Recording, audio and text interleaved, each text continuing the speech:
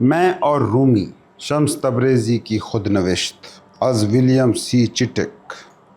پیش لفظ: آج جب مولانا رومی کا شمار شمالی امریکہ کے سب سے زیادہ پڑھے جانے والے شعراء میں ہونے لگا ہے تو ان کی زندگی اور عہد کے بارے میں دلچسپی بھی غیر معمولی طور پر بڑھ چکی ہے۔ تقریباً ہر مجموعہ کلام جو رومی سے منسوب ہے اس میں ان کی سوانح حیات کا ایک مختصر خاکہ ضرور ملتا ہے، جس میں حضرت شمس تبریزی سے ان کی ملاقات کو مرکزی مقام حاصل ہوتا ہے۔ وہ بے خانماں درویش جو رومی کے قلبی ساتھی اور روحانی ہمراز بنے۔ رومی جو کبھی علم فقہ و الہیات کے سنجیدہ مدرس تھے اور ایک محدود حلقہ شاگرداں کو تعلیم دیا کرتے تھے، شمس کی آمد نے ان کی دنیا ہی بدل دی۔ وہ نغمہ اور رقص اور شاعری کے عاشق بن گئے۔ شمس کی یہ ناگہانی جلوہ گری جیسے کہیں غیب سے ہو 3 برس بعد اسی طرح اوجھل ہو گئی، کبھی پلٹ کر نہ آنے کے لیے۔ شمس کی جدائی میں جو تڑپ رومی کے دل میں اٹھی، وہی سوز ان کی شاعری میں ڈھل کر دنیا کے عظیم ترین شعراء میں انہیں شامل کر گئی۔ انہوں نے شمس کا نام اپنے ہر شعر میں یوں بسایا جیسے محبوب ازلی کی ایک زندہ علامت ہو۔ تاریخی اعتبار سے شمس تبریزی کی ہستی پر بہت کم روشنی پڑی ہے، یہاں تک کہ بعض لوگوں نے تو ان کے وجود پر ہی سوال اٹھا دیے، لیکن رومی کے قاری ہمیشہ اس پر اسرار ہستی سے شناسائی کے خواہش مند رہے ہیں۔ خود رومی کے فرزند اور بعد کے صوفی مورخین نے شمس کی شخصیت کے گرد افسانوی داستانوں کا ایک سلسلہ بن دیا، یہاں تک کہ شمس فارسی، ترکی اور اردو ادب کا ایک لازمی استعارہ بن گئے۔ جدید تحقیق بھی اس معمے کو مکمل طور پر حل نہ کر سکی کہ شمس دراصل کون تھے اور وہ رومی کی زندگی میں اس قدر گہرے اثرات کس طرح ڈال گئے۔ متعدد نظریے ضرور پیش کیے گئے، مگر سوال اپنی جگہ موجود رہا۔ میں اور رومی کے عنوان سے پیش کی جانے والی یہ کتاب اس خاموشی کو توڑتی ہے۔ یہ پہلی بار کسی یورپی زبان میں شمس کے ان بیانات کو پیش کر رہی ہے جنہیں مغربی محققین نے اب تک شاید ہی پڑھا ہو۔ جب رومی اور شمس محفل جماتے تو ان کے کچھ مرید ان کی گفتگو کو تحریر میں محفوظ کر لیتے۔ اگرچہ یہ تحریریں مکمل کتابی شکل میں مرتب نہ ہو سکی، مگر وقت کے ساتھ ساتھ وہ محفوظ رہیں اور بعد کی نسلوں نے انہیں نقل کیا۔ یہ نسخے ترکی کے مختلف کتب خانوں میں بکھرے ہوئے ملے۔ 15 برس پہلے ایک ایرانی محقق نے ان منتشر متون کو جمع کر کے ترتیب دے کر ایک جامع کتاب کی صورت دی، مقالات شمس تبریزی۔ اس کتاب میں شمس کی شخصیت ایک عظیم الشان روحانی قوت کی صورت میں سامنے آتی ہے۔ ولیم سی چٹک نے میں اور رومی میں انہی مقالات کا 2/3 حصہ انگریزی میں ترجمہ کیا ہے۔ انہوں نے ترتیب و تشریح کے ذریعے ان اقوال کی گہرائی اور سیاق و سباق کو واضح کیا ہے۔ حواشی اور لغت بھی مہیا کی گئی ہے تاکہ قاری ان دقیق مقامات کو بہتر طور پر سمجھ سکے۔ نتیجہ ایک ایسی کتاب کی صورت میں سامنے آیا جو نہ صرف پرکشش ہے بلکہ روح کو جھنجھوڑ دینے والی بھی ہے۔ ایک ایسا منظر نامہ جس میں شمس خود اپنے لب و لہجے میں سامنے آتے ہیں، نہ کہ صرف رومی یا صوفی مورخین کے بیانیوں کے پردے سے۔ یہاں شمس تبریزی ایک ہی وقت میں خاموش بھی ہیں اور پرزور بھی، سخت گیر بھی اور نرم دل بھی، بے باک بھی اور لطیف بھی، علم و حکمت سے مالا مال بھی اور مروجہ تصورات سے ماورا بھی۔ سب سے بڑھ کر وہ خدا کی زندہ تجلی کا پیکر دکھائی دیتے ہیں۔ یہ کتاب ان فرسودہ تصورات کو چیلنج کرتی ہے جو ثانوی لٹریچر میں پیش کیے گئے اور ہمیں شمس تبریزی کی ایک ایسی دلکش اور جیتی جاگتی شخصیت سے متعارف کراتی ہے جس کی جھلک ہم شاید ہی کسی اور ذریعے سے دیکھ سکتے۔ این میری شمل۔ مترجم کا تمہیدی بیان۔ جو کوئی بھی رومی سے کچھ بھی شناسائی رکھتا ہے اس نے شمس الدین تبریزی کا نام ضرور سنا ہوگا۔ ان دونوں کی روحانی رفاقت اب اس قدر معروف ہو چکی ہے کہ ہسٹن اسمتھ جیسے جدید مفکر بھی اپنی کتاب وائی ریلیجن میٹرز میں رومی کی شمس سے محبت کو دانتے کی بیٹرس سے محبت کے برابر ذکر کرتے ہیں۔ رومی کی شاعری میں شمس کا نام مسلسل آتا ہے اور بعد کی صوفیانہ روایات میں ان سے متعلق حکایات کی بھرمار ہے، تاہم ان کے باہمی تعلق کی حقیقی نوعیت ہمیشہ سے اہل فکر و تحقیق کے لیے ایک معمہ بنی رہی ہے۔ آخر ہم یہ کیسے سمجھیں کہ ایک کہنہ مشق، کامیاب اور روایتی عالم جو ہر اعتبار سے معاشرے کا ایک معزز فرد تھا، اچانک اپنے ارد گرد کی سماجی قدر و منزلت کو چھوڑ کر اور ایسے شخص سے تعلقات استوار کر کے جو بظاہر ایک بے خبر آوارہ درویش دکھائی دیتا تھا؟ شمس تبریزی آخر کیسے انسان تھے کہ انہوں نے اس عظیم فقیہ، شاعر اور روحانی استاد پر اتنا گہرا اثر ڈال دیا؟ رومی کے فرزند، ان کے مریدین اور بعد کے سوانح نگاروں نے اپنی اپنی فہم کے مطابق ان واقعات کی تعبیر پیش کی، مگر جس چیز کی ہمیشہ کمی رہی وہ شمس تبریزی کی اپنی زبانی سنائی گئی کہانی ہے، اور یہی خلا یہ کتاب پر کرتی ہے۔ یہ دراصل رومی ہی تھے جنہوں نے شمس کے گرد ایک روحانی افسانوی حالہ بن دیا۔ یاد رہے کہ رومی کی سب سے طویل تصنیف مشہور مثنوی نہیں ہے جو 6 دفاتر اور 25,000 اشعار پر مشتمل ہے، بلکہ ان کا وہ دیوان ہے جو 40,000 اشعار پر مشتمل ہے اور جسے دیوان شمس تبریزی کہا جاتا ہے۔ اگرچہ یہ کتاب شمس کے نام سے منسوب ہے، کسی نے بھی کبھی یہ گمان نہیں کیا کہ یہ اشعار خود شمس کے قلم سے نکلے۔ اس دیوان کو شمس سے منسوب کرنے کی وجہ یہ ہے کہ رومی خود کو شمس کی ذات میں فنا کر دیتے ہیں، شمس کو اپنی محبت، اپنی عبادت اور اپنی روح کی مرکزیت بنا لیتے ہیں۔ بلا شبہ دیوان کی ساری شاعری خدا سے محبت کے گرد گھومتی ہے، مگر رومی کے بیان میں شمس کوئی عام انسان یا محض ایک روحانی رہنما نہیں، بلکہ وہ محبوب حقیقی کے زندہ پیکر کی صورت میں ظاہر ہوتے ہیں، گویا خود ذات الہی کی ایک جلوہ گری ہوں۔ یہ دیوان شمس کے نام سے اس لیے بھی موسوم ہے کہ رومی نے اپنے تقریباً 3200 غزلوں میں سے 1/3 پر شمس کا نام دستخط کے طور پر استعمال کیا ہے۔ باقی اکثر غزلیں بغیر نام کے ہیں اور چند ایک میں ان کے شاگردوں صلاح الدین اور حسام الدین کے نام بھی آتے ہیں۔ فارسی غزل کی روایت میں آخری شعر میں شاعر اپنا تخلص استعمال کرتا ہے، سعدی، حافظ وغیرہ بھی اسی پہچان سے چلے جاتے ہیں۔ اس دیوان کو سرسری پڑھنے والا یہ گمان کر سکتا ہے کہ شمس خود اس کے خالق ہیں، کیونکہ آخری اشعار میں ان کا نام بار بار آتا ہے۔ انگریزی زبان میں رومی اور شمس کے تعلق اور شاعری میں شمس کے کردار کا جو سب سے عمدہ تجزیہ پیش کیا گیا ہے وہ فرینکلن لیوئس کی کتاب Rumi past and present, east and west میں شامل ایک تفصیلی باب ہے۔ چونکہ اس کاوش میں وہ سب کچھ پہلے ہی موجود ہے، اس لیے میں یہاں اس کی تفصیلات دہرانے کی ضرورت محسوس نہیں کرتا۔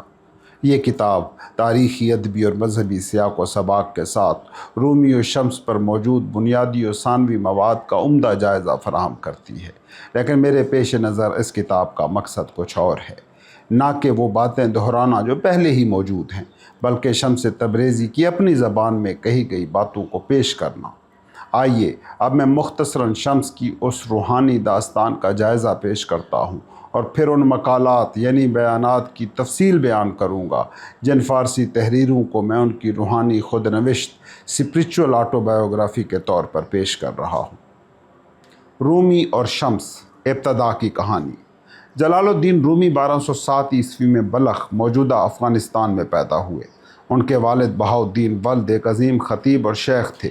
شیخ ایک ایسا عربی لفظ ہے جو بزرگ کے معنی رکھتا ہے، جس کا فارسی مترادف پیر ہے۔ یہ لفظ عموماً اساتذہ و مشائخ کی عزت افزائی کے لیے استعمال ہوتا ہے۔ تصوف میں یہ لفظ خاص طور پر مرشد یعنی روحانی رہنما کے لیے بولا جاتا ہے۔ بہاؤالدین ولد نہ صرف ظاہری علوم کے ماہر تھے جیسے قرآن، حدیث، فقہ، شریعت اور کلام، بلکہ باطنی معارف، رمزی زبان اور روحانی نفسیات میں بھی دسترس رکھتے تھے، جو صوفیانہ طریقوں کی اساس ہے۔ جب مشرق سے منگولوں کی یلغار بلخ کی سمت بڑھنے لگی تو بہاؤالدین ولد نے اپنی اہلیہ اور بچوں کے ہمراہ ہجرت کی۔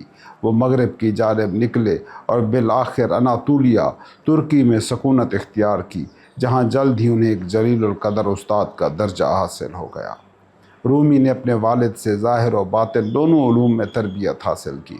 جب 1231 میں بہاؤالدین ولد کا انتقال ہوا، رومی کونیا میں تدریس اور خطابت کے فرائض سر انجام دے رہے تھے۔ ان کی علمی گہرائی، فصاحت اور روحانی وقار نے بہت جلد لوگوں کو ان کی طرف متوجہ کر لیا، اور وہ اپنی عمر کی تیسری دہائی میں ہی شہر کے معروف ترین علماء میں شمار ہونے لگے۔ چونکہ وہ دینی علوم کے محقق و معلم تھے، اس لیے انہیں مولانا یعنی ہمارے آقا کے لقب سے پکارا جانے لگا۔ بعد ازاں یہی لقب بغیر کسی تعارف کے صرف رومی کے لیے مخصوص ہو گیا، اور ان سے منسوب صوفی سلسلہ مولویہ ترکی میں مولوی کہلایا، یعنی مولانا سے وابستہ لوگ۔ پھر وہ لمحہ آیا جس نے تاریخ روحانیت کو بدل ڈالا۔ 11 اکتوبر 1244 عیسوی کو شمس الدین تبریزی کونیا پہنچے۔ مولوی ماخذ میں اس واقعے کی تاریخ کا محفوظ رہنا اس کی غیر معمولی اہمیت کی طرف اشارہ کرتا ہے۔ روایات کے مطابق اس وقت شمس کی عمر 60 برس تھی اور رومی 37 سال کے تھے۔ بازار میں ان دونوں کی پہلی ملاقات ہوئی۔ شمس نے رومی سے ایک سوال کیا، بایزید بسطامی، وہ جلیل القدر صوفی جنہوں نے فرمایا تھا سبحانی میرے جبے کے اندر کوئی اور نہیں صرف خدا ہے۔ شمس نے پوچھا تھا، جب بایزید نے ایسا کہا تو رسول اللہ نے تو خود کو صرف عبد کہا، یعنی بندہ خدا، پھر یہ فرق کیوں اور ان میں کون بڑا؟ یہ سوال سنتے ہی مولانا رومی کی کیفیات بدل گئیں، ان پر حال طاری ہو گیا، یعنی روحانی عالم سے معرفت و ادراک کی ایسی لہر آئی کہ وہ اپنے ہوش میں نہ رہے۔ یہ محبت تھی جو پہلی نظر میں دل کے نہاں خانوں تک اتر گئی۔ مولانا رومی نے شمس کی رفاقت میں خود کو مکمل طور پر فنا کر دیا۔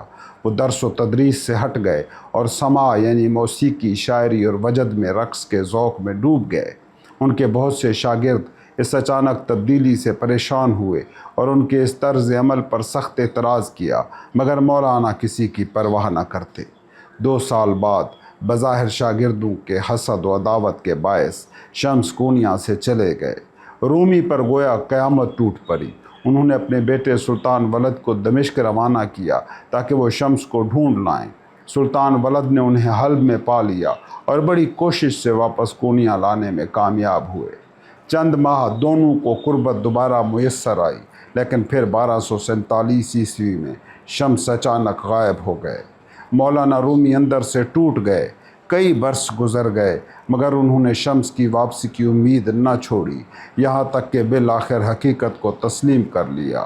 وہ پھر سماع کی طرف لوٹ آئے، اور یہی وہ دور تھا جب رومی نے اپنی شاعری کو وہ آفاقی رنگ دیا جو انہیں فارسی ادب کا عظیم ترین شاعر بنا گیا۔ یہ وہ لمحے تھے جب مولانا رومی عاشق سے شاعر اور شاعر سے ایک زندہ روحانی مدرسہ بن گئے۔ یہ مختصر بیان بے شمار سوالات کو جنم دیتا ہے، اور شمس تبریزی سے متعلق محفوظ کردہ متنوع حکایات تو اور بھی کئی پردے ہٹا کر کئی نئے پردے سامنے لے آتی ہیں۔ سوانح نگاروں اور محققین نے ان سوالات کے جوابات ڈھونڈنے کی سرتوڑ کوشش کی ہے، اور سب سے اہم سوال تو یہ ہے، آخر شمس کے ساتھ کیا ہوا؟ اس بارے میں یقین سے کوئی نہیں جانتا۔ ایک نسبتاً بعد کی روایت یہ بتاتی ہے کہ شمس کو رومی کے حسد میں جلنے والے بعض شاگردوں نے قتل کرا دیا، اور اس سازش میں رومی کے بیٹے علاء الدین کا بھی ہاتھ تھا، وہی بیٹا جس سے رومی کے تعلقات شمس کی روانگی کے بعد کشیدہ ہو چکے تھے۔ اس نظریے کے حامی کہتے ہیں کہ شمس کا مزار کونیا ہی میں رومی کے مزار کے قریب واقع ہے، جبکہ بعض دیگر روایتوں کے مطابق شمس 1273 عیسوی میں وفات پا گئے، اور ان کا مزار ایران کے شہر خوئی میں صدیوں سے معروف ہے۔ عالم اسلام کے کئی اور علاقوں میں ان سے منسوب مزارات بھی موجود ہیں جو شمس کی روحانی عظمت اور اسطوری حیثیت کو مزید مستحکم کرتے ہیں۔ فرینکلن لیوئس نے پرزور انداز میں یہ موقف اختیار کیا ہے کہ شمس کے قتل کا کوئی ٹھوس تاریخی ثبوت موجود نہیں ہے۔ اگر وہ قتل نہیں ہوئے تو پھر کیوں یوں اچانک رخصت ہوئے اور کبھی پلٹ کر نہ آئے؟ یہاں شمس کی اپنی باتیں ہمیں کچھ روشنی عطا کرتی ہیں۔ شمس کی تعلیمات سے یہ بات صاف جھلکتی ہے کہ محبوب سے جدائی کو وہ روحانی پختگی حاصل کرنے کا ایک مؤثر ذریعہ سمجھتے تھے۔ وہ بار بار اشارہ کرتے ہیں کہ ان کا چلے جانا اس لیے ضروری تھا کہ رومی ابھی اتنے پختہ نہیں ہوئے تھے کہ ان سے مکمل روحانی فائدہ اٹھا سکیں۔ ایک مقام پر وہ کہتے ہیں، میں حلب اس لیے گیا کہ رومی کو فراق کی آنچ میں پکایا جا سکے، اور جب وہ واپس آئے تو ان کی نگاہ میں اس جدائی کا پھل ظاہر ہو چکا تھا۔ अब की बार ये एक दिन की रफ़ाकत पिछले पूरे साल की सोहबत के बराबर है। रूमी की एक मशहूर रुबाई जो अक्सर उनसे मंसूब की जाती है, शायद इसी जज्बे की आईनादार है। मेरा जीवन का हासिल 3 लफ्ज़ों में है। मैं कच्चा था, पकाया गया और आखिर जल कर राख हो गया। शायद शम्स की रुखसती का वक्त वही था जब रूमी पक चुके थे और अब जलने का मरहला आ चुका था। ये भी कोई इत्तफाकी अमर नहीं कि रूमी उस वक्त 40 बरस के हो चुके थे, वो उम्र जिसे रूहानी बलूगत का रिवायती संगे मील समझा जाता है। शम्स खुद बारहा इस नुक्ते की तरफ इशारा करते हैं कि हजूर नबी अकरम ने 40 बरस की उम्र में कलाम फरमाया, बरखिलाफ हज़रत ईसा के जिन्होंने गहवारे में बात की। शम्स इस बात को नबवी कमाल का निशान करार देते हैं। शम्स चूँकि कायनाती नज़्म में हर वाक़े को इलाही हिकमत का मज़हर समझते थे और वो बार बार कहते थे कि उनकी कूनिया में आमद का वाहिद मकसद रूमी को कामिल बनाना था, तो ये बात खारिज अज़ इम्कान नहीं कि वो सिर्फ़ इसीलिए रुखसत हो गए कि उनका फ़र्ज़ मुकम्मल हो चुका था।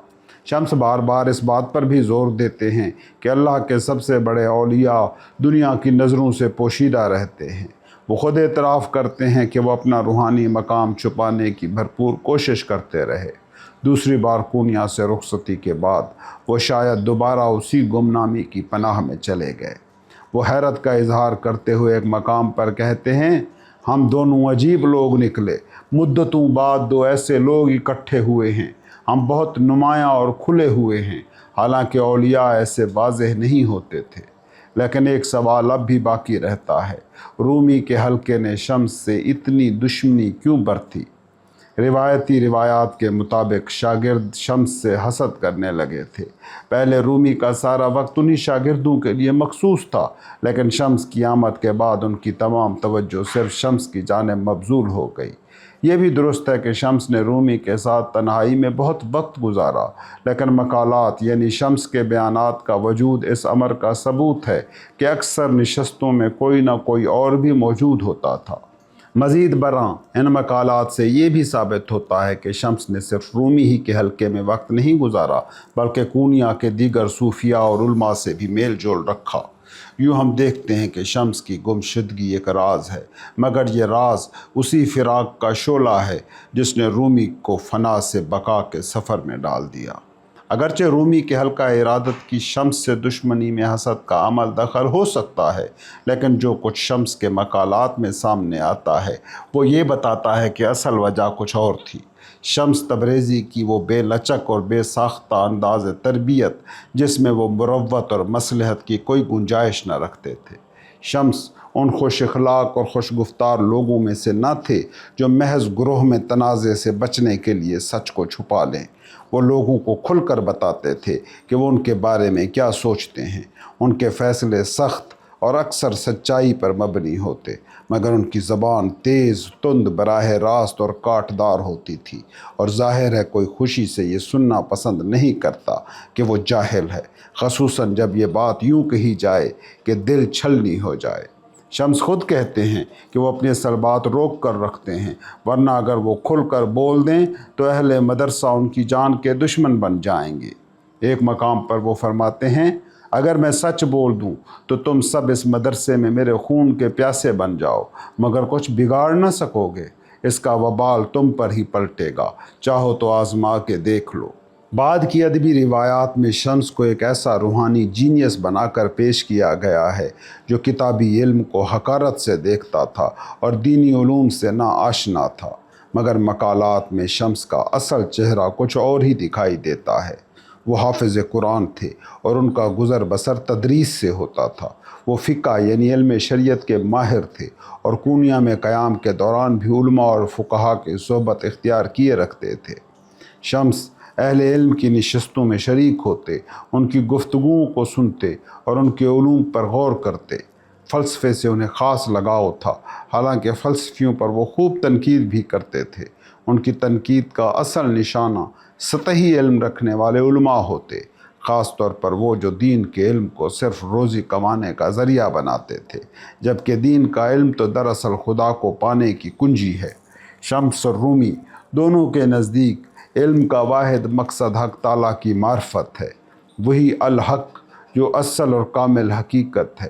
علم حاصل کرنے والے کا سفر تحقیق کی طرف ہونا چاہیے، یعنی خدا کی حقیقت کو خود جاننا اور ہر شے کو اس کی اصل صورت میں دیکھنا۔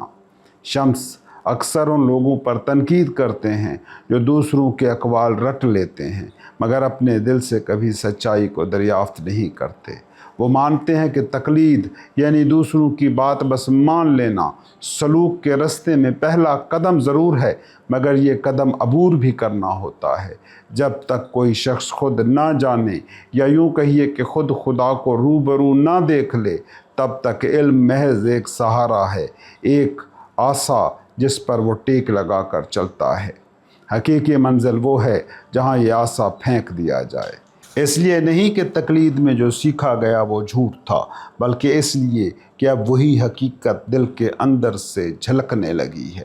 جب تک انسان سہارے کا محتاج ہے، وہ حقیقت کو اس طرح نہیں جان سکتا جیسا کہ جاننے کا حق ہے۔ وہ ابھی تک اس نبوی دعا کا فیض یافتہ نہیں ہوا۔ حضور دعا کیا کرتے تھے، اے اللہ ہمیں چیزوں کو ویسا دکھا جیسی وہ حقیقت میں ہیں۔ یہی علم حقیقی ہے، یہی سلوک کی معراج ہے، اور یہی وہ آتش صداقت ہے جس میں شمس تبریزی ہر طالب حق کو جھونک دینا چاہتے تھے تاکہ وہ راکھ ہو کر خالص نور بن جائے۔ آخر وہ کیا راز تھا، وہ کیسا نور تھا جس نے رومی کو شمس تبریزی کی ذات میں گویا الہی جلوہ دکھا دیا؟ رومی آخر کیوں شمس کو اتنی بلندی عطا کرتے ہیں کہ وہ ان کی شاعری میں محبوب مطلق، معشوق حقیقی اور تجلی حق بن جاتے ہیں؟ اکثر لوگ اس تعلق کو مجنوں اور لیلا کی کہانی سے تشبیہ دیتے ہیں، یہ کہ لیلا کی خوبصورتی تو سب کے سامنے تھی مگر دیکھنے والی آنکھ صرف مجنوں کو عطا ہوئی۔ اسی طرح شمس کی روحانی عظمت بھی سب کے سامنے نہ تھی، اسے پہچاننے کی آنکھ صرف رومی کو نصیب ہوئی۔ لیکن جب ہم مقالات شمس تبریزی کو پڑھتے ہیں تو اندازہ ہوتا ہے کہ شمس کی روحانی بلندی صرف رومی کی نگاہ کا تاثر نہیں تھی، بلکہ خود شمس بار بار اپنے مقام و مرتبے کی بات کرتے ہیں، اور ایسی بے خوفی سے کرتے ہیں کہ اگر کوئی عام شخص سنتا تو چونک اٹھتا یا شاید ناراض ہو جاتا، مگر ان کے الفاظ میں ایک ایسا نورانی یقین چھپا تھا کہ انسان لاشعوری طور پر اسے تسلیم کرنے لگتا، چاہے اس کی عقل ابتدا میں انکار ہی کیوں نہ کرے۔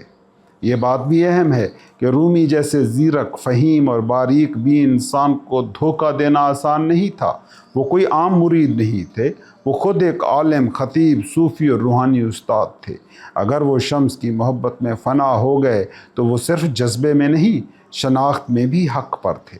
مختصر یہ کہ شمس کے مقالات کے بے شمار اقتباسات ان سوالوں پر روشنی ڈالتے ہیں جو صدیوں سے اہل دل و دانش کے ذہن میں گردش کرتے رہے ہیں۔ رومی اور شمس کا تعلق، شمس کا مقام اور وہ راز جو اس تعلق کے پس پردہ ہے، یقیناً اس مقدمے میں مکمل تجزیہ پیش کرنا ممکن نہیں ہے، مگر امید کی جا سکتی ہے کہ صفی جیسے محققین اس سفر فہم کو مزید آگے بڑھائیں گے۔ میری پیشکش صرف اتنی ہے کہ میں قارئین کو براہ راست ان تحریروں تک رسائی دوں جہاں شمس کی شخصیت اپنی اصل روشنی میں جلوہ گر ہے، ایسی شخصیت جس کی بزرگی نے رومی کو وہ رومی بنا دیا جسے آج ہم جانتے ہیں۔ شمس اپنے مقام کے دعوے میں تنہا نہیں، ان کے الفاظ خود گواہ ہیں، اور یہ بات طے ہے، شمس کی باتیں کبھی مایوس نہیں کرتی۔ جو سننے والا ہو اس کے دل میں شعلہ بھڑک اٹھتا ہے۔ اس مقام پر ایک تاریخی نکتہ ایسا ہے جس کا ذکر کرنا ضروری محسوس ہوتا ہے، خاص طور پر چونکہ مجھے شمس تبریزی کے ہم عصر اور مشہور صوفی محی الدین ابن عربی کے افکار اور تحریروں سے خاصی واقفیت حاصل ہے، جو 1240 عیسوی میں دمشق میں وصال فرما گئے تھے۔ شمس کے مقالات میں رومی کو چھوڑ کر دو شخصیات کا ذکر بارہا آتا ہے۔ ان میں سے ایک شہاب ہروی ہیں جنہیں شمس کبھی شہاب نیشا پوری بھی کہتے ہیں۔ قرائن سے معلوم ہوتا ہے کہ یہ دراصل شہاب الدین نیشا پوری تھے جو نامور متکلم اور فلسفی فخر الدین رازی کے ممتاز شاگردوں میں شمار ہوتے تھے۔ شمس فخر رازی کا ذکر بھی وقتاً فوقتاً کرتے ہیں۔ ہروی یعنی ہراز سے تعلق رکھنے والا، اور یہ بات بھی اہم ہے کہ فخر رازی نے اپنی زندگی کے آخری برس ہرات میں تدریس کرتے گزارے تھے۔ چونکہ نیشا پور ہرات سے تقریباً 200 میل شمال مغرب میں واقع ہے، غالباً شہاب کا بچپن نیشا پور میں گزرا، جیسا کہ شمس نے ان کی نیشا پوری بولی کا ذکر کیا ہے۔ شمس تبریزی شہاب کی علمی محفلوں میں دمشق میں شریک ہوتے رہے۔ وہ ان کے بارے میں محبت اور احترام سے باتیں کرتے ہیں اور انہیں ایک فلسفی قرار دیتے ہوئے ان کے کئی خیالات پر تنقید بھی کرتے ہیں۔ وہ کہتے ہیں کہ زمانے کے بڑے علماء ان سے ملنے آتے تھے، لیکن وہ دور حاضر کے مشہور فلسفیوں کو بھی کچھ خاص اہمیت نہیں دیتے تھے۔ ایک روایت سے یہ اندیا ملتا ہے کہ شہاب شیعہ مکتب فکر سے تعلق رکھتے تھے۔ ایک اور حکایت میں آتا ہے کہ ان کے دوست شیخ محمد نے خواب میں انہیں وفات یافتہ دیکھا اور صبح جب ان کے گھر گئے تو وہ واقعی کتابوں کے درمیان خاموش بیٹھے ہوئے پائے گئے، گویا اپنے علم کے دائرے میں گم ہو کر رخصت ہو چکے تھے۔ یہی شیخ محمد شمس کی یادداشتوں میں وہ دوسری ہستی ہیں جن کا اکثر ذکر آتا ہے۔ ایک مقام پر شمس انہیں ابن عربی دمشق کے لقب سے یاد کرتے ہیں۔ یہ بالکل منطقی ہے کہ اگر شمس دمشق میں علماء و صوفیاء سے مل رہے تھے تو وہ ابن عربی جیسے عظیم عالم سے ضرور ملاقات کرتے، جو آج کی نگاہ میں اپنے دور کے عظیم ترین صوفی اور متصوفانہ فلسفے کے معمار مانے جاتے ہیں۔ شمس دو مواقع پر شیخ محمد کو ایک پہاڑ قرار دیتے ہیں، اور چونکہ ابن عربی کو بعد میں شیخ الاکبر یعنی سب سے بڑا استاد کہا گیا، تو یہ نسبت قوی ہو جاتی ہے کہ شیخ محمد دراصل ابن عربی ہی ہوں۔ البتہ یہ یاد رکھنا چاہیے کہ ابن عربی اپنے زمانے میں اتنے مشہور نہیں تھے جتنے بعد میں ہوئے۔ کئی معاصر علماء نے ان کی علمی اور روحانی حیثیت کو زیادہ اہمیت نہیں دی، جیسا کہ محقق الیگزینڈر کنش نے اپنی تحقیق میں واضح کیا ہے۔ فارسی تحریروں کے مرتب محمد علی موحد تقریباً پر یقین ہے کہ شیخ محمد اور ابن عربی ایک ہی شخصیت ہیں، اور محقق امید صفی نے بھی اس خیال کی حمایت میں ایک مفصل مضمون لکھا ہے۔ دوسری جانب فرینکلن لیوئس تھوڑے محتاط ہیں۔ وہ کہتے ہیں کہ میرا دل چاہتا ہے کہ موحد کی بات درست ہو۔ میری اپنی رائے یہ ہے کہ ابھی تک دستیاب شواہد اس تعلق کو قطعیت سے ثابت کرنے کے لیے ناکافی ہیں۔ ہمیں یہ بھی یاد رکھنا چاہیے کہ موحد کی خواہش شاید اس نظریے کے حق میں اثر انداز ہو رہی ہو، کیونکہ اگر واقعی شیخ محمد ابن عربی ہوں تو شمس کے مقالات کی تاریخی اور فکری حیثیت مزید بلند ہو جاتی ہے۔ اسی طرح اگر یہ ثابت ہو جائے کہ ابن عربی کو شمس نے رومی کے سامنے کنکر اور رومی کو موتی کہا تھا، تو وہ اہل مولویہ جنہیں ابن عربی سے نظریاتی فاصلہ رہا ہے اس نسبت کو بڑے فخر سے اپنائیں گے، کیونکہ یوں رومی کے مقام کو شمس تبریزی کی زبان سے ابن عربی سے بلند تر مانا جائے گا۔ گویا اگر ابن عربی کنکر ہیں تو رومی وہ موتی ہیں جو شمس کی مٹھی میں چمکتا ہے، اور یہی وہ روشنی ہے جو شمس کے مقالات سے پھوٹتی ہے، روشن مگر متکلم نہیں، جلتی ہوئی مگر خاموش، پردے میں مگر قریب تر از حبل الورید۔ شمس تبریزی شیخ محمد کے ذات ہونے والی اپنی کئی گفتگوؤں کا ذکر کرتے ہیں۔ ان میں بعض اقوال ایسے ہیں جو بآسانی ابن عربی کا انداز فکر سے ہم آہنگ محسوس ہوتے ہیں اور وہ اسی نسبت سے جانے جا سکتے ہیں، لیکن یہی اقوال ایسے بھی ہو سکتے ہیں کہ وہ کئی دوسرے صاحب حال و علم بزرگوں کی زبان سے بھی ادا ہوئے ہوں۔ اسی طرح شمس کے بیان کردہ کچھ دیگر جملے ایسے ہیں جو ان ابن عربی کے فکر و مزاج سے میل نہیں کھاتے جنہیں ہم ان کی اپنی تحریروں سے جانتے ہیں۔ اس بنا پر صرف شمس کے مقالات کی روشنی میں کسی حتمی نتیجے تک پہنچنا فی الحال ممکن نہیں ہے۔ کوئی کہہ سکتا ہے، اور کون ہو سکتا ہے یہ شیخ محمد؟ دمشق میں اس زمانے کا وہ کون سا پہاڑ تھا جو ابن عربی کے سوا ہو؟ لیکن شمس کے مقالات کے مطالعے سے ایک ممکنہ جواب یہ نکلتا ہے کہ شہاب ہروی بھی شمس کی نظر میں شیخ محمد جتنی ہی اہمیت رکھتے تھے۔ سوال یہ ہے، شہاب ہروی کون تھے؟ ان کا تاریخی ریکارڈ بھی انتہائی کمزور اور مبہم ہے، باوجود اس کے کہ شمس کے نزدیک وہ زمانے کے عظیم ترین اہل فکر میں سے ایک تھے۔ پھر یہ بھی سوچنے کی بات ہے 1230 عیسوی کی دہائی میں دمشق میں کتنے شیخ محمد موجود تھے؟ محمد تو دنیا کا سب سے عام رکھا جانے والا نام ہے، اور یہ سوچنا کہ شمس جس شخصیت کو پہاڑ کہتے ہیں وہ لازماً ابن عربی ہی ہوں گے، اس لیے کہ ہماری یادداشت میں سب سے پہلے انہی کا نام آتا ہے، یہ ایک تاریخی تعصب بھی ہو سکتا ہے۔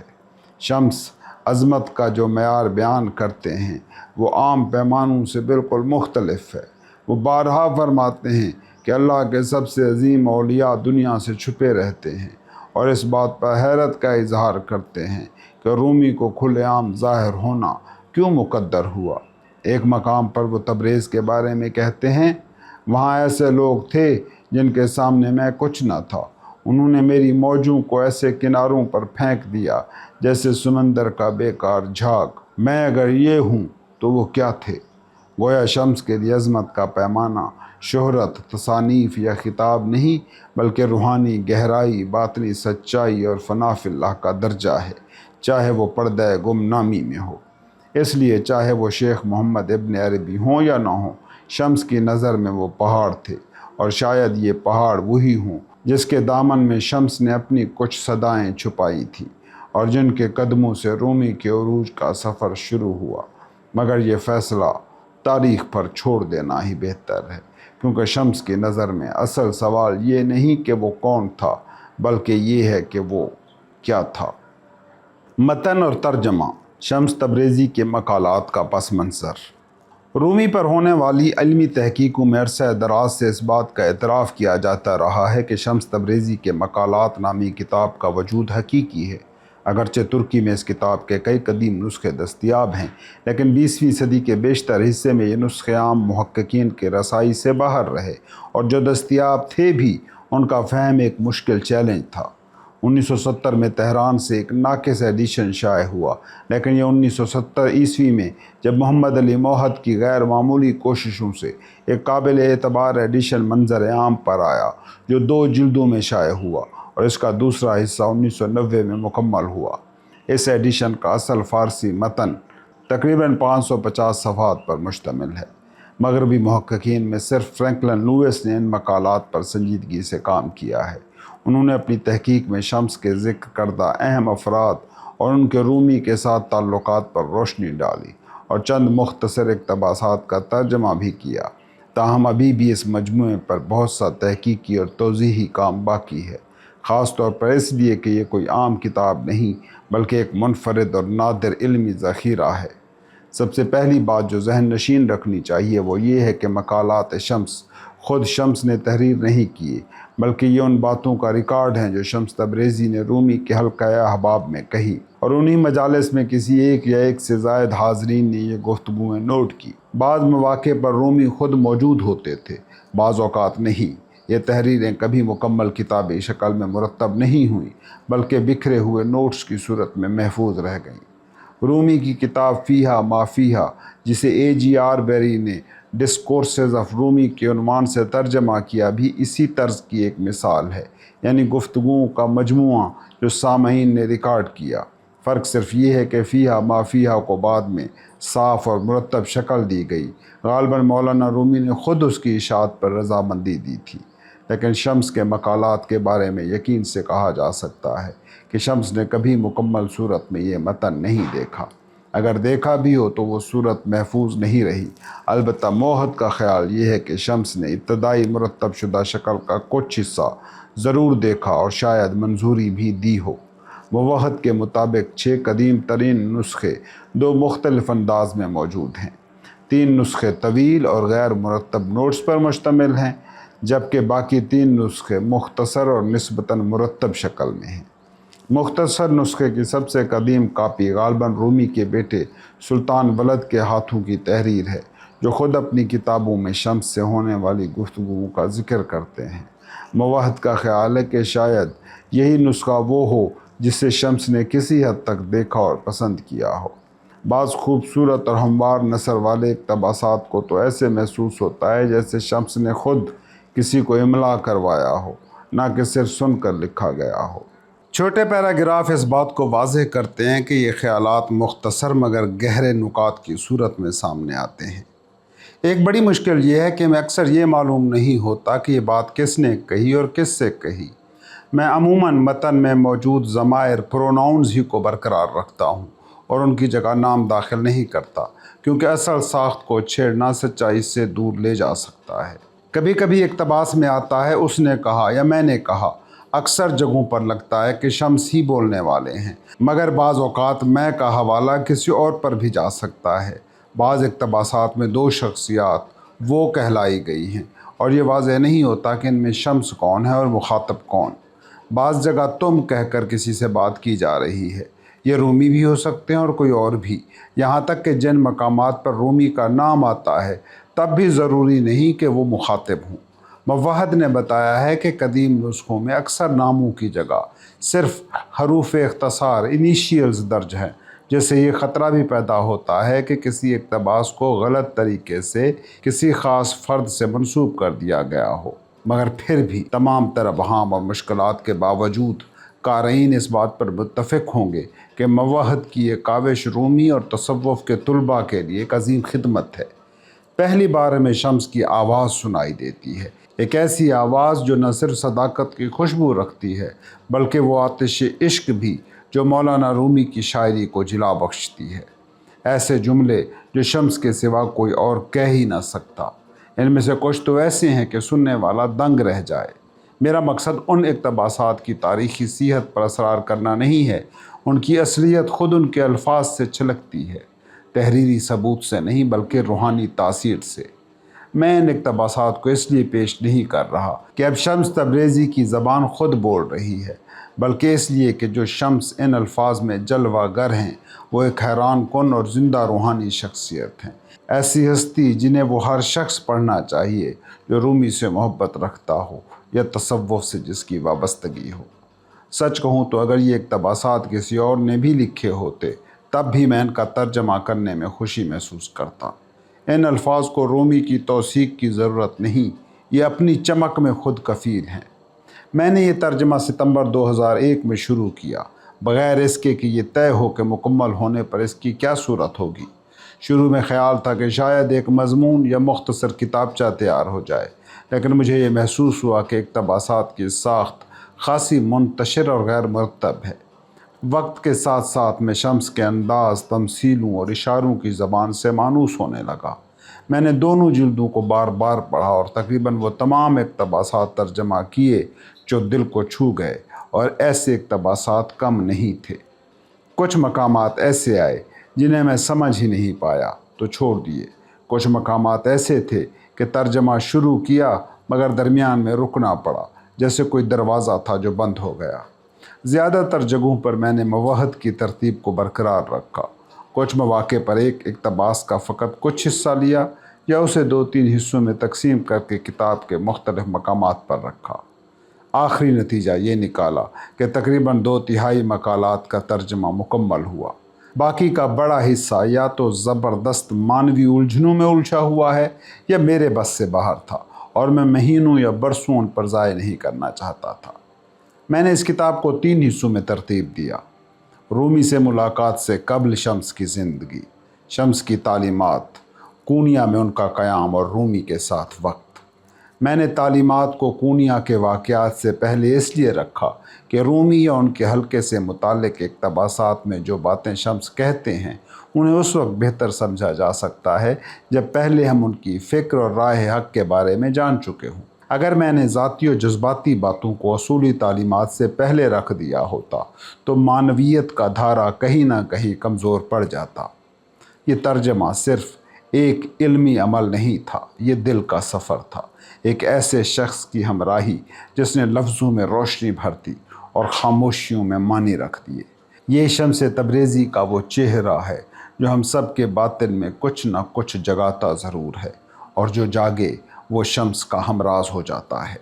اس ترجمے میں میری پوری کوشش رہی ہے کہ اصل مفہوم کو برقرار رکھتے ہوئے زیادہ سے زیادہ لفظی ترجمہ کیا جائے، بشرط یہ کہ وہ انگریزی اور یہاں اردو میں کی روانی کو نقصان نہ پہنچائے۔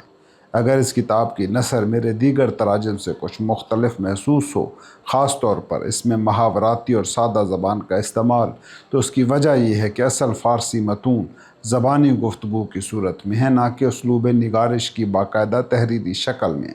میری ترجمہ نگاری کی روش میں کوئی تبدیلی نہیں آئی، یہ فرق صرف اصل متن کی فطرت کی وجہ سے ہے۔ شمس تبریزی کی زبان سادہ، زمینی اور رواں ہے۔ جملے عام طور پر چھوٹے اور بعض اوقات ادھورے ہوتے ہیں۔ تکرار کوئی انہونی بات نہیں اور بعض مقامات پر غیر ربط اور ابہام بھی نمایاں ہیں۔ میں نے اکثر محاوراتی جملوں کو بھی لفظ بلفظ ترجمہ کیا ہے، نہ کہ ان کے انگریزی یا اردو متبادل ڈھونڈے ہیں، خاص طور پر جب ان محاوروں کا مطلب خود واضح نہ ہو۔ مواحد نے غیر معمولی الفاظ و اصطلاحات کے لیے 30 صفحات پر مشتمل ایک لغت مرتب کی ہے۔ جہاں متن میں کوئی معمولی ابہام ہے، میں نے پوری دیانتداری سے اس کا ترجمہ کر دیا ہے، چاہے وہ بالکل مربوط محسوس نہ ہو۔ میری یہی امید ہے کہ قاری یہ فرض نہ کرے کہ ہر ابہام مترجم کی کوتاہی ہے، اگرچہ بعض مواقع پر یہ بھی ممکن ہے۔ پس یہ ترجمہ نہ صرف شمس کی زبان کو ہم تک پہنچاتا ہے، بلکہ اس کے ساتھ ساتھ اس فکری، روحانی اور لسانی فضا کو بھی جس میں یہ کلمات ابھرے تھے۔ یہ شمس کا چہرہ نہیں مگر ان کی باز گشت ضرور ہے، اور وہ باز گشت آج بھی اس طرح دل کو جھنجھوڑتی ہے جیسے کونیا کی کسی پرانی رات میں کسی محفل میں گونجی تھی۔ اس کتاب کی تدوین کے آخری مرحلے میں مجھے پروفیسر این میری شمل کی وفات کی افسوسناک خبر ملی۔ ہماری آخری گفتگو 25 دسمبر 2002 کو کرسمس کے دن ہوئی تھی، جس میں ہم نے شمس پر خاصی دیر بات کی کیونکہ وہ اس کتاب کے مسودے کا بغور مطالعہ کر چکی تھی۔ این میری شمل مولانا رومی کی بڑی عاشق تھی اور ان کی شاندار کتاب دی ٹرمفل سن ہر اس شخص کے لیے جانی پہچانی ہے جو رومی کی زندگی اور تعلیمات سے سنجیدگی سے دلچسپی رکھتا ہو۔ اس کتاب کا عنوان کا اشارہ دراصل شمسی کی طرف ہے، جس کا لغوی مطلب سورج ہے۔ یہی سورج شمس تبریزی رومی کی ذات میں اپنے کمال کی فتح یابی کے ساتھ چمکا اور اس کی روشنی صدیوں سے آج تک پھیلتی چلی جا رہی ہے۔ شمل کا وجود خود اسی روشنی کی ایک حالیہ تجلی تھا۔ ولیم سی چیٹک، ماؤنٹ سائنا، نیو یارک، 3 فروری 2003۔ احتیاج کی انتہا کیا ہے؟ کسی ایسے کو پا لینا جسے کسی چیز کی احتیاج نہیں۔ جستجو کی انتہا کیا ہے؟ اسے پا لینا جو خود مطلوب ہے۔ اور مطلوب کی انتہا کیا ہے؟ اسے پا لینا جو خود طالب ہے۔ پہلا حصہ، میرے وہ سال جو مولانا کے بغیر گزرے۔ بچپن۔ اہل معرفت میں بعض کا کہنا ہے کہ روح ازل سے موجود ہے، ازلی و ابدی ہے، جبکہ کچھ دیگر کہتے ہیں کہ روح حادث ہے، یعنی پہلے کچھ نہ تھی پھر وجود میں آئی۔ لیکن جو بات طے ہے وہ یہ کہ روحوں کی ہم نشینی ایک پرانی داستان ہے۔ روحیں الگ الگ درجہ بندیوں میں ایک ترتیب کے ساتھ صف بستہ ہیں، گویا کوئی آسمانی لشکر ہوں، مگر یہ ہم نشینی، یہ معیت مختلف اقسام کی ہوتی ہے۔ جیسے مے خانے والے ہیں ایک ساتھ ہوتے ہیں اور فساد برپا کرنے والے بھی اپنا اکٹھ رکھتے ہیں، لیکن میں جس ہم نشینی کا ذکر کر رہا ہوں وہ روحانی ساتھ ہے، وہ جو دل کے اندر ہوتی ہے، جو ماورا ہے، جو نوری ہے۔ اللہ کی معرفت ہر شے کو محیط ہے، اس کا علم سب کچھ اپنے احاطے میں رکھتا ہے، لیکن یہ جو اصل ہم نشینی ہے یہ اللہ کے ساتھ ہے۔ قرآن فرماتا ہے بے شک اللہ پرہیزگاروں کے ساتھ ہے، اور ایک اور مقام پر کہتا ہے بے شک اللہ ہمارے ساتھ ہے۔ سو اگر تخلیق کے ابتدائی لمحے میں تاتاری کی روح نے اس ہم نشینی میں ہمارے ساتھ قرب محسوس کیا ہوتا تو آج بھی وہ ہم سے مانوس ہوتا۔ اللہ نے اس مقام معیت میں روحوں کو مخاطب کیا، میں مٹی اور پانی سے اپنا خلیفہ پیدا کرنے والا ہوں اور تمہیں اس مٹی اور پانی کی دنیا میں اس کا خلیفہ بناؤں گا۔ تب انہوں نے عرض کیا اے ہمارے رب، ہم تو اس مقام معیت میں تیری قربت میں راحت میں ہیں، ہمیں ڈر ہے کہ کہیں اس سے بچھڑ نہ جائیں، کہیں بکھر نہ جائیں، دور نہ ہو جائیں۔ اللہ نے فرمایا میں جانتا ہوں تم یہ بات بے ادبی یا اعتراض کے طور پر نہیں کر رہے، لہٰذا میری پناہ میں آ جاؤ اور ڈرو اس بات سے کہ تمہاری ہم نشینی بکھر جائے۔ یاد رکھو میری قدرت کامل ہے، کسی نقص سے پاک۔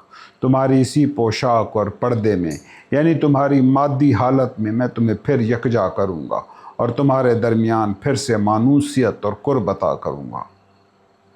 پانی اور مٹی کی دنیا سے پرے، غیب کے پہاڑ کے اس پار، ہم یاجوج و ماجوج کی طرح آپس میں خلط ملط تھے۔ اچانک ہمیں وہاں سے اٹھایا گیا اور آواز آئی اتر جاؤ۔ ہم نیچے آ گئے۔ دور سے ہمیں وجود کی سرزمین کا ایک ہلکا سا خاکہ نظر آیا۔ شہر کے کنارے درخت، عمارتیں، کچھ بھی صاف دکھائی نہ دیتا تھا۔ اسی طرح طفولیت کے عالم میں بھی ہمیں اس دنیا کی کچھ خبر نہ تھی۔ آہستہ آہستہ یہ سب ہمارے سامنے آیا۔ جال اور چارے کا ضرر بھی بتدریج ہم پر منکشف ہوا۔ چارہ اپنی لذت سے جال کے دکھ کو دبا گیا، ورنہ وجود میں آنا، اس دنیا میں داخل ہونا ممکن ہی نہ ہوتا۔ میں اس دنیا میں آیا تاکہ دیکھ سکوں۔ میں نے ایسے الفاظ سنے جن میں الف لام فے کچھ بھی نہ تھا، اور ایسی گفتگو سنی جس میں کوئی حرف نہ تھا۔ میں اس طرف سے الفاظ سن رہا تھا۔ میں نے اس بے حرف کلام سے کہا، اگر تو کلام ہے تو یہ سب کیا ہے جو میں سن رہا ہوں؟ اس نے کہا، یہ سب میرے لیے کھلونے ہیں۔ میں نے کہا، تو کیا تو نے مجھے کھلونوں کی دنیا میں بھیجا؟ اس نے جواب دیا، نہیں، تم نے خود یہ چاہا۔ تم ہی تھے جس نے پانی اور مٹی کے گھر کی تمنا کی، اور میں نہ جانوں نہ دیکھوں۔ پھر میں نے تمام الفاظ کو سن لیا، اور میں ہر قسم کی گفتگو کے درجے پر نگاہ ڈالنے لگا۔ بچپن کے زمانے میں ایک عجیب و غریب کشف مجھ پر نازل ہوتا تھا۔ میری کیفیت سے کوئی واقف نہیں تھا۔ میرا اپنا باپ بھی میری حالت سے بے خبر تھا۔ وہ کہتا تھا، سب سے پہلی بات تو یہ تو دیوانہ نہیں ہے۔ مگر یہ کیا معاملہ ہے، میں نہیں سمجھ پا رہا۔ نہ یہ تربیت کا اثر ہے، نہ یہ کوئی اور بات ہے۔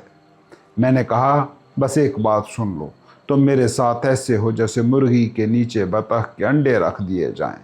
مرغی نے ان انڈوں کو سینا شروع کیا، بچے نکلے، اور جب بچے کچھ بڑے ہوئے تو اپنی ماں کے ساتھ ایک دن ندی کے کنارے کھیل رہے تھے اور پانی میں اتر گئے۔ لیکن ان کی ماں مرغی تھی، وہ ندی کے کنارے دوڑتی رہی مگر پانی میں داخل نہ ہو سکی۔ ابا جان، مجھے صاف لگ رہا ہے کہ سمندر میری سواری ہے۔ یہی میرا وطن ہے، یہی میرا حال ہے۔ اگر آپ میرے ہیں یا میں آپ کا ہوں تو آ جائیے سمندر میں، اگر نہیں تو واپس مرغیوں کی طرف چلے جائیے، وہیں آپ اٹکے ہوئے ہیں۔ انہوں نے کہا، تو دوستوں سے ایسے بات کرتا ہے، پتہ نہیں دشمنوں کے ساتھ تیرا کیا سلوک ہوتا ہوگا۔ میں نے کبھی اپنے والد کو اپنے اعمال عبادت کا ظاہری انداز بھی نہ دکھایا، تو پھر میں اپنی باطنی کیفیات اور اپنے دل کے حال کو کیسے ظاہر کرتا؟ وہ ایک نیک آدمی تھے، باوقار، با اخلاق آدمی۔ اگر کوئی چند پر اثر لفظ کہہ دیتا تو ان کی داڑھی آنسوں سے تر ہو جاتی، لیکن وہ عاشق نہیں تھے۔ نیک ہونا ایک بات ہے اور عاشق ہونا ایک اور۔ قصور میرے والدین کا ہے کہ انہوں نے مجھے بے حد نرمی اور محبت سے پرورش دی۔ جب بلی کچھ گرا دیتی یا پیالہ توڑ دیتی تو میرے والد میرے سامنے اسے مارتے نہیں تھے، نہ کچھ کہتے تھے۔ ہنستے ہوئے بس اتنا کہتے، اب کی بار کیا کیا، اچھا ہوا، یہی تقدیر تھی، یوں ہی گزر گئی، ورنہ یہ چیز تم پر گرتی یا مجھ پر یا تمہاری ماں پر۔ رب نے ہمیں آزمائش کی طرف لے جایا، مگر اسے لطف و نرمی سے انجام دیا۔ سرکنڈے سے نرمی سے شکر تیار ہوتی ہے، اور کیڑے سے صبر کے دنوں میں ریشم بنتا ہے۔ رفتاری کو اپنا ہنر بنا، صبر دکھا، انگور سے بھی وقت ہی کے ساتھ حلوہ بنتا ہے۔ ایک دیوانہ اور مجذوب ہوا کرتا تھا جو غیب کی باتیں بتاتا تھا۔ جب بھی لوگ اسے کسی مکان میں بند کرنے کی کوشش کرتے تو وہ بند دروازوں سے باہر نکل جاتا۔ ایک دن میرے والد نے مجھ سے منہ موڑا ہوا تھا اور کچھ لوگوں سے بات کر رہے تھے۔ اسی وقت وہ دیوانہ غصے میں آیا، مکہ تان کر ان کی طرف بڑھا اور کہا، اگر یہ بچہ نہ ہوتا، اس نے میری طرف اشارہ کیا، تو میں تجھے پکڑ کر دریا میں پھینک دیتا۔ وہ دریا ایسا تھا جو ہاتھی کو بھی بہا لے جاتا، نمکزار کے ریگستان میں جا گرتا۔ پھر اس نے میری طرف دیکھا اور کہا، خوش رہو، سلام کیا اور چلا گیا۔ میں کبھی ڈائس کے کھیل میں نہ ہارا، ایسا کوشش سے نہیں بلکہ فطرتاً تھا۔ میرے ہاتھ کسی شے میں الجھ کر نہ رکتے، جہاں کہیں واز ہوتا میں وہیں جا پہنچتا۔ میرے اندر ایک خوشخبری ہے، مجھے حیرت ہے ان لوگوں پر جو اس خوشخبری کے بغیر خوش ہیں۔ اگر انہیں سونے کے تاج بھی دے دیے جائیں تب بھی انہیں تسلی نہیں ہونی چاہیے۔ انہیں تو کہنا چاہیے، ہم ان تاجوں کا کیا کریں، ہمیں تو اندر کا در کھولنا ہے۔ جو کچھ ہمارے پاس ہے وہ سب بھی لے لو اور ہمیں وہ دے دو جو حقیقت میں ہمارا ہے۔ جب میں بچہ تھا تو لوگ مجھ سے کہتے، کیوں اداس ہو، کپڑے چاہیے، پیسے چاہیے؟ میں کہتا، کاش میرے پاس جو کپڑے ہیں وہ بھی لے لیں اور پھر مجھ واپس دے دی۔ جب میں بھی لڑکا تھا اور بلوغت کو نہیں پہنچا تھا تو عشق نے 30 یا 40 دن تک میرے کھانے پینے کی خواہش چھین لی۔ اگر کوئی کھانے کا ذکر کرتا تو میں ہاتھوں سے اشارہ کرتا اور سر پیچھے ہٹا لیتا۔ ہاں، کیسا وقت تھا وہ مجھے نوالا دیتے، میں ادب سے قبول کر لیتا لیکن اسے آستین میں چھپا لیتا۔ ایسے عشق میں یار نے اپنی تپش بھری حالت میں سما کے لمحے میں مجھے پکڑ لیا۔ وہ مجھے ایسے گھما رہا تھا جیسے کوئی چھوٹا سا پرندہ ہو، جیسے کوئی طاقتور نوجوان جو 3 دن سے بھوکا ہو اور اسے اچانک روٹی مل جائے۔ وہ لپکتا ہے، توڑتا ہے، جلدی بے تابی کے ساتھ۔ میں اس کے ہاتھ میں ایسا ہی تھا۔ میری دونوں آنکھیں 2 پیالوں کی طرح خون سے بھری ہوئی تھی۔ میں ایک آواز سن رہا تھا، یہ بھی کچا ہے، اسے کسی کونے میں رکھ دو تاکہ وہ خود میں ہی جل کر پختہ ہو۔ اور اب خدا کی پناہ، اگر تم کسی طوائف کو میں خانے سے لا کر سامنے بٹھاتے تو میں اس سے 100 گنا زیادہ تیزی اور مہارت سے رقص کر رہا ہوتا۔ جب کوئی مخلص بندہ رقص شروع کرتا ہے تو 7 آسمان، زمین اور تمام مخلوق رقص میں آ جاتی ہے۔ اگر مشرق میں کوئی اہل ایمان محمدی رقص کر رہا ہو اور مغرب میں دوسرا محمدی ہو تو وہ بھی رقصاں اور سرشار ہوگا۔ بات یہ ہو رہی تھی کہ جب میں چھوٹا تھا میری بھوک جاتی رہی تھی۔ 3-4 دن گزر جاتے اور میں کچھ نہ کھاتا، نہ اس لیے کہ لوگوں نے کچھ کہا بلکہ اس خدا کی باتوں کے سبب جس کے لیے نہ کیوں ہوتا ہے نہ کیسے۔ میرے والد کہتے، ارے میرا بیچارہ بچہ۔ میری ماں کہتی، یہ تو کچھ کھاتا ہی نہیں۔ میں کہتا، آخر میں کمزور تو نہیں ہو رہا؟ میری طاقت تو ایسی ہے کہ اگر چاہو تو میں پرندے کی طرح کھڑکی سے اڑ جاؤں۔ ہر 4 دن بعد بس ذرا سی سستی آتی، ایک لمحے کے لیے، پھر وہ بھی جاتی رہتی۔ کوئی نوالا حلق سے نہ اترتا۔ تمہیں کیا ہو گیا ہے؟ کچھ نہیں ہوا۔ کیا میں تمہیں دیوانہ لگتا ہوں؟ کیا میں نے کسی کے کپڑے پھاڑے ہیں؟ کیا میں تم پر جھپٹا؟ کیا میں نے تمہارے کپڑے پھاڑے؟ لیکن تم کچھ کھاتے کیوں نہیں ہو؟ آج نہیں کھا رہا، کل، پرسوں، اس کے بعد۔ ہمسایہ کسے کہتے ہیں؟ میرے والد کو میری کچھ خبر نہ تھی۔ میں اپنے ہی شہر میں اجنبی تھا۔ میرے والد میرے لیے ایک اجنبی تھے۔ میرا دل ان سے ڈرتا تھا۔ مجھے وہم ہوتا کہ وہ ابھی مجھ پر جھپٹ پڑیں گے۔ جب وہ نرمی سے بات کرتے تو مجھے گمان ہوتا کہ وہ مجھے ماریں گے، گھر سے نکال دیں گے۔ میں کہا کرتا، اگر میری حقیقت ان کی حقیقت سے پیدا ہوئی ہوتی تو یہ نتیجہ اسی کی صورت بنتا۔ وہ میری بات کو سمجھتے اور میں ان سے مانوس ہوتا، کامل ہو جاتا۔ لیکن یہ تو مرغی کے نیچے بطخ کا انڈا ہے اور ان کی آنکھوں سے آنسو بہہ نکلتے۔ میں نے دیکھا کہ گھر اور سارا شہر اس کے گرد چکر لگا رہے تھے اور اس دائرے کے اندر ایک ایسا نور تھا جسے زبان بیان نہیں کر سکتی۔ میں نے اوپر دیکھا تو گھر کی چھت دکھائی نہ دی۔ اسی عالم میں میرے والد نے مجھے مخاطب کیا، آہ میرے بیٹے، اور جیسے 2 ندیوں سے پانی بہتا ہے ویسے ہی ان کی آنکھوں سے آنسو بہے، خون میں گھلے ہوئے۔ اسی حال میں وہ کچھ کہنا چاہتے تھے لیکن زبان نہ کھل سکی۔ بخار بڑھتا گیا اور پھر وہ رخصت ہو گئے۔